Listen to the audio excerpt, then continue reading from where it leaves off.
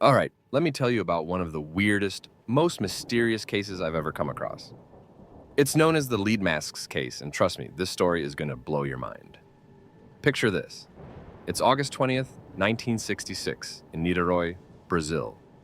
Two young men, Manuel Pereira da Cruz and Miguel Jose Viana, leave their small town of Campos dos Goitacazes for what seems to be a simple work-related trip. They're both electronics technicians, so no one thinks much of it.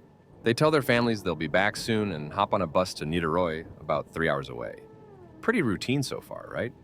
But what happens next is anything but. Fast forward 2 days.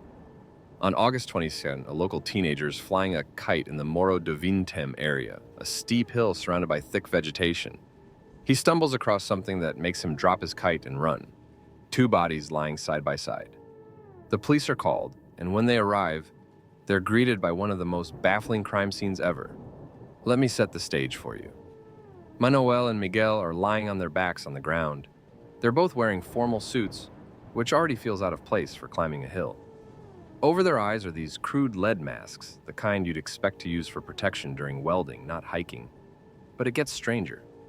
Next to the bodies, investigators find an empty water bottle, a couple of towels, and a notebook. And in that notebook, there's a cryptic note written in Portuguese. It translates to something like this. 4:30 p.m. Be at the determined place. 6:30 p.m. Swallow capsules. After effect, protect metals. Await signal. Now, I know what you're thinking. What the heck does that mean? The capsules, protect metals, await signal? It's like something straight out of a spy movie or a sci-fi thriller. But the weirdness doesn't stop there. The autopsy couldn't determine a cause of death. No signs of trauma, no gunshots, no poison. At least none that they could detect with the technology of the time. And those lead masks? They weren't normal either. They had no straps or anything to keep them on. It was like they were just meant to be placed over their eyes, but why? To block out something bright? To protect them from radiation? No one knows. Let's rewind a bit and look at what led up to this. Witnesses reported seeing Manuel and Miguel in Niterói on the day they disappeared. They stopped at a bar to buy that water bottle. And the bartender remembered them because Miguel seemed really nervous. He kept glancing at his watch, like he was running out of time. After that, they were seen heading toward Morro do Vintém, and that's the last time anyone saw them alive. Now, this case has more theories than a conspiracy forum. One of the most popular ideas is that Manuel and Miguel were involved in some kind of spiritual or occult ritual. In the 1960s, Brazil had this thriving underground scene of people dabbling in mysticism, UFOs, and otherworldly experiments. Some people think the lead masks were supposed to shield their eyes from some kind of bright light, maybe from a UFO or a spiritual entity.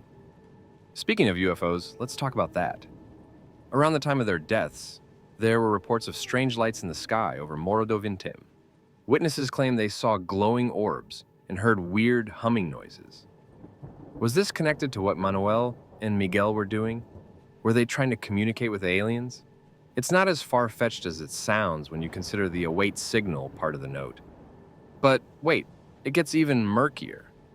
Some people think this was less about aliens and more about science gone wrong. Manuel and Miguel were electronics technicians after all. Could they have been experimenting with radiation or some kind of dangerous energy source? Maybe the lead masks were meant to protect them during their experiments, but something went horribly wrong. The problem is, there's no physical evidence to back this up. No strange equipment, no signs of a lab, just two guys in suits on a hill. Another theory is that this was a hoax or a scam that spiraled out of control.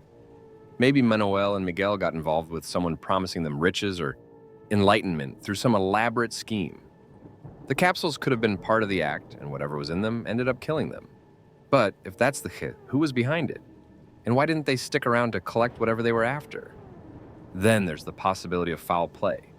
What if Manuel and Miguel didn't go up that hill voluntarily? What if someone coerced or tricked them?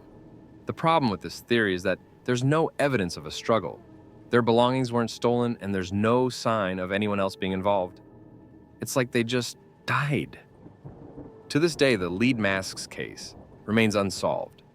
Every few years, someone comes up with a new theory or claims to have cracked the mystery, but nothing ever sticks. The lead masks, the cryptic note, the capsules, they're all pieces of a puzzle that refuses to come together. So, what do you think? Were Manuel and Miguel victims of a bizarre experiment, a cult ritual, or something even stranger? It's one of those cases that makes you wonder just how much we really know about the world. Maybe someday we'll get answers, but for now, the lead masks case remains one of the most haunting and perplexing mysteries out there. I hope you liked and subscribed.